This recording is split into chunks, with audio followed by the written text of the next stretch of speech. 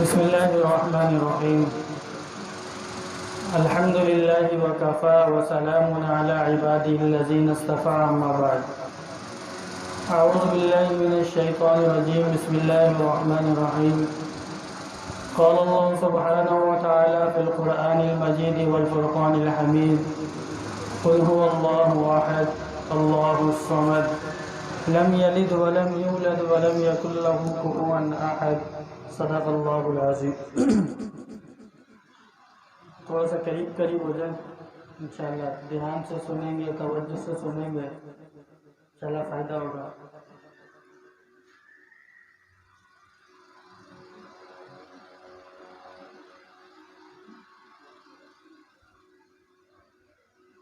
سب سے پہلے تو میں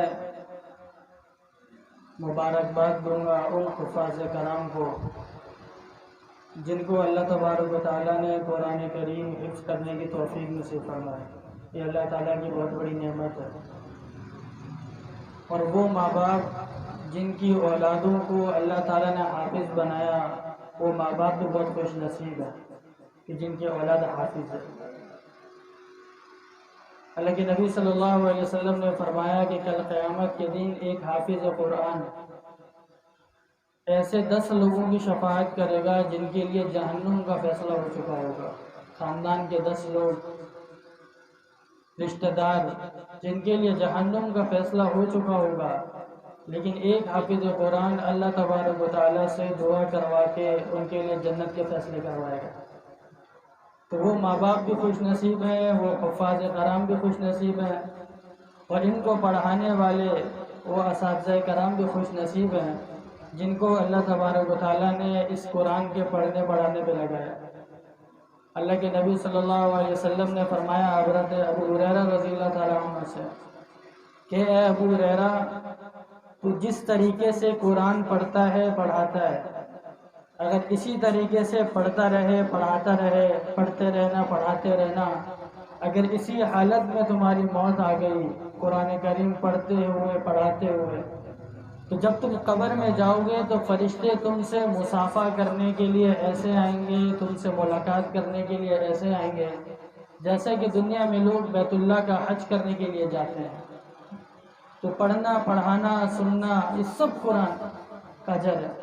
قرآن کو دیکھنا، قرآن کو اٹھانا، اس کو پڑھنا، ایک ایک حرف کے اوپر اللہ تعالیٰ نے کتنی نیکیاں رکھی ہیں.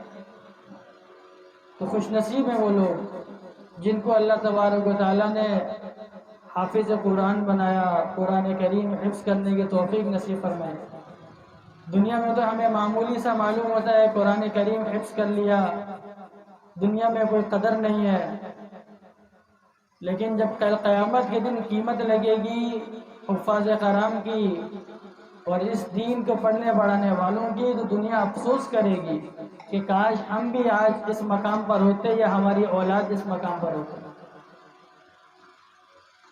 تو بہرحال بہت مبارک ہے جنہوں نے قرآن کریم کو سنایا تراویح کے اندر، اور جنہوں نے کھڑے ہو کر سنا وہ بھی ان کے لیے بھی مبارک ہے. دیکھو اللہ تبارک و تعالیٰ نے سورہ اخلاص قرآن سے آخری تیسری سورت ہے سورہ اخلاص، آخر سے تیسری سورت سورہ اخلاص. اس کا قرآن کے بالکل آخر میں اللہ تبارک و تعالیٰ نے ذکر کیوں کیا؟ سورہ اخلاص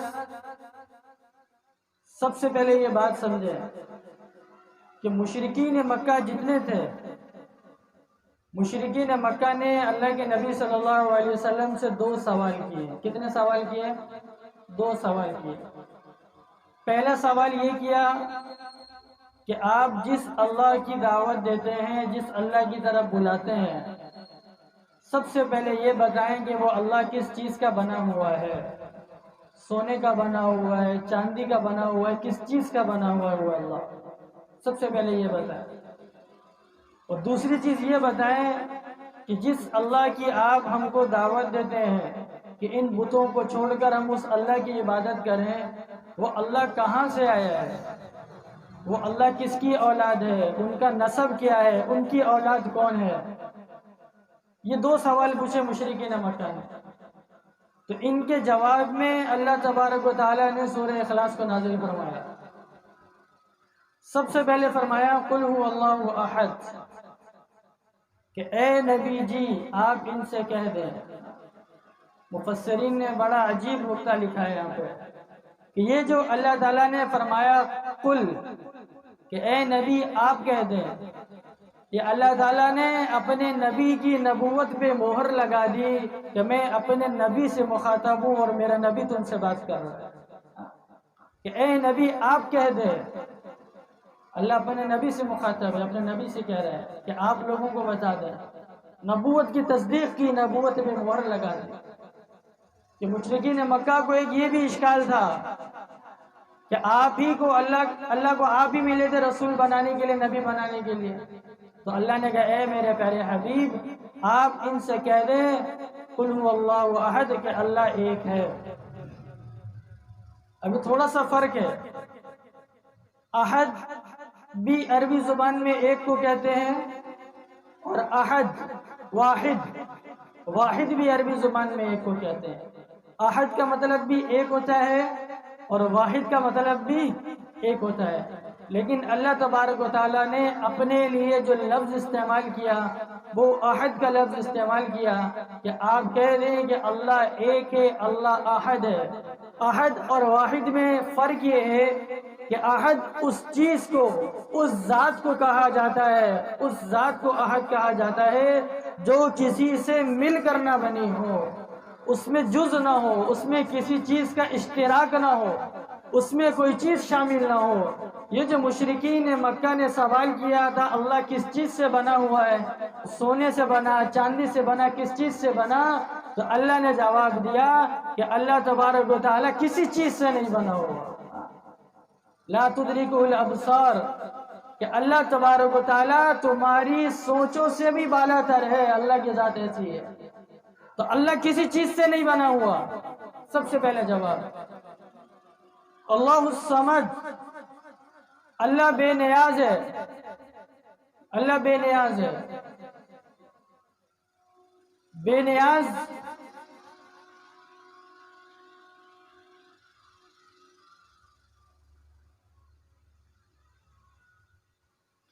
سمد عربی زبان میں ایک لغوی ترجمہ ہے کہ اللہ بے نیاز ہے، اور دوسرا سمد کا مطلب یہ ہے کہ جس کے سارے کام، جس کی ساری ضرورتیں، سارے کام مخلوق کے بغیر بن جائیں، اس کو مخلوق کی کوئی ضرورت نہ ہو،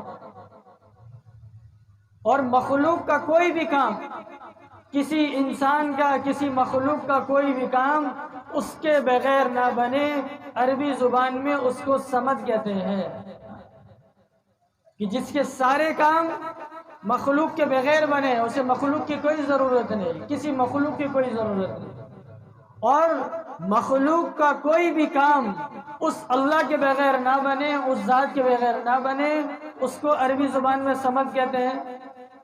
ایک سمد کا مطلب بے نیاز ہونا، اور دوسرا مفہوم یہ بتایا، اور تیسرا مطلب سمد کا یہ ہے کہ سمد اس ذات کو کہا جاتا ہے عربی زبان کے اندر کہ انسان اپنی تمام ضرورت کے لیے، اپنی تمام حاجت کے لیے، اپنی تمام پریشانیوں کے لیے، اپنے ہر مسئلے کے لیے جس ذات کی طرف رجوع کرے، جس کی طرف دیکھے، اس کو عربی زبان میں سمد کہتے ہیں۔ جب ساری دنیا سے، سارے جہاں سے، ہر جگہ سے انسان مایوس ہو جاتا ہے، انسان مایوس ہو جاتا ہے، امیدیں ختم ہو جاتی ہیں، پھر جب انسان جس ذات کی طرف رجوع کرے اس کو عربی زبان میں سمد کہتے ہیں۔ تو اللہ سمد، اللہ الصمد، اللہ سمد ہے۔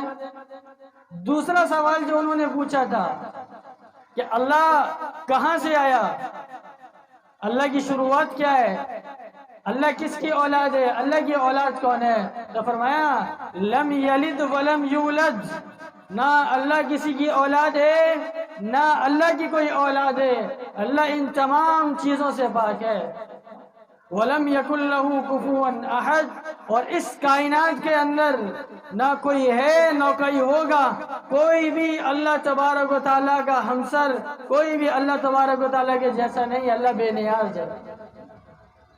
اب اس سورہ اخلاص کو، یہ واحد قرآن کی سورت ہے جو توحید کے لیے اکیلے اتنے زیادہ اس کو بیان کیا گیا، توحید کے لیے، اللہ کی توحید کے لیے، اللہ کی ذات کے لیے واحد یہ کہ سورت اکیلی سورت ہے۔ اب اس سورت کو قرآن کے آخر میں کیوں لایا اللہ تبارک و تعالیٰ، یہ بات سمجھنے کی ضرورت ہے۔ یہ جو قرآن ہم شروع کرتے ہیں سورہ فاتحہ، الحمدللہ رب العالمین الرحمن الرحیم، کہ تمام تعریفیں اس اللہ کے لیے جس نے آسمانوں کو بنایا، زمینوں کو بنایا، اللہ کے رب ہونے کا اقرار کرتے ہیں۔ شروع قرآن سے لے کر پورے قرآن میں لاکھوں جگہ پر، ہزاروں جگہوں پر اللہ تبارک و تعالیٰ نے اپنے رب ہونے کے بارے میں بتایا۔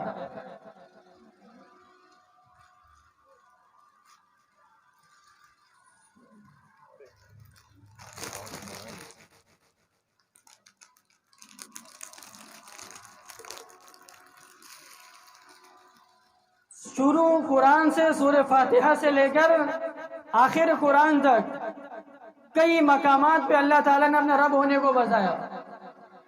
آخر میں سورہ اخلاص اللہ تبارک و تعالیٰ اس لیے لائے تاکہ انسان کو یاد دہانی کروائی جائے کہ اے میرا بندہ، اے میرے بندی، جب تو نے قرآن شروع کیا تھا تو وہاں پہ میرے رب ہونے کا، میرے خدا ہونے کا، میرے اللہ ہونے کا، میرے سارے چیزوں کا خالق و مالک ہونے کا تو نے اقرار کیا تھا۔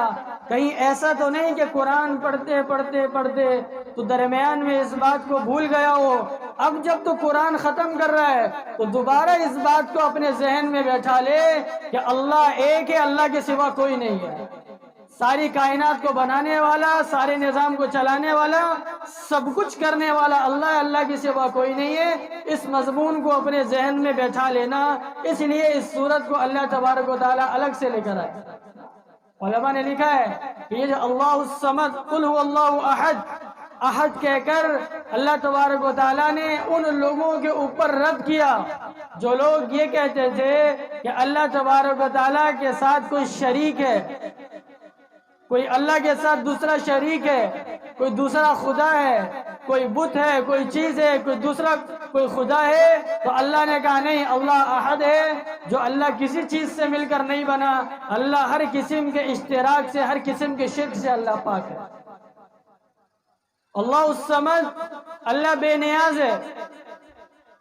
یہ جو ہم سورہ فاتحہ میں پڑھ کر آئے تھے کہ ایاک نعبد و ایاک نستعین، اے اللہ ہم تیری ہی عبادت کرتے ہیں، تجھے سے مدد مانگتے ہیں، تو اللہ نے کہا اللہ بے نیاز ہے، اللہ اپنے کام بنانے کے اندر، اپنی ضرورتوں کے لیے، اپنے دنیا کا نظام چلانے کے لیے، کائنات کو چلانے کے لیے اللہ مخلوق میں کسی کا بھی محتاج نہیں ہے۔ یہ جو ہم سوچتے ہیں کہ اللہ بتوں کا محتاج ہے، اللہ فلانے کا محتاج ہے، اللہ اس کا محتاج ہے، اللہ نے رد کر دیا کہ اللہ کسی کا بھی محتاج نہیں ہے۔ اور تیسرا، وہ لوگ جو کہتے تھے کہ اللہ کی اولاد ہے، عیسیٰ علیہ السلام اللہ کے بیٹے ہیں، کسی نے کہا عزیر علیہ السلام اللہ کے بیٹے ہیں، تو اللہ نے ان کے اوپر بھی رد کر دیا کہ نہ اللہ کسی کی اولاد ہے، نہ اللہ کی کوئی اولاد ہے۔ اس لیے قرآن کریم میں 3 مضمون جو سب سے زیادہ قرآن کے اندر بیان کیے گئے ہیں، ایک توحید، ایک رسالت اور ایک آخرت۔ توحید، رسالت اور آخرت۔ اس لیے میرے عزیزوں، یہ جو قرآن ہم پڑھتے ہیں، تراویح کے اندر، نماز کے اندر پڑھتے ہیں، ہم ایسی محنت کریں، ہم ایسی کوشش کریں کہ اس قرآن کی روح ہمارے اندر آ جائے، یہ قرآن کے الفاظ کے ساتھ ساتھ اس کی حقیقت ہمارے دلوں کے اندر آ جائے۔ تو نیت کریں، عزم کریں، ارادہ کریں کہ انشاءاللہ تبارک و تعالی قرآن کریم کو سیکھنا ہے، اس کے طریقے، اس کے احکامات کے مطابق، اور پیارے آقا حضرت محمد مصطفیٰ صلی اللہ علیہ وسلم کے طریقے کے مطابق اپنی زندگیوں کو لے کر آنا ہے۔ نیت کرتے نا سارے انشاءاللہ۔ اب میں انشاءاللہ حافظ صاحب کو دعوت دوں گا کہ حافظ صاحب کچھ بات بھی کر لیں اور اس کے بعد دعا بھی کریں۔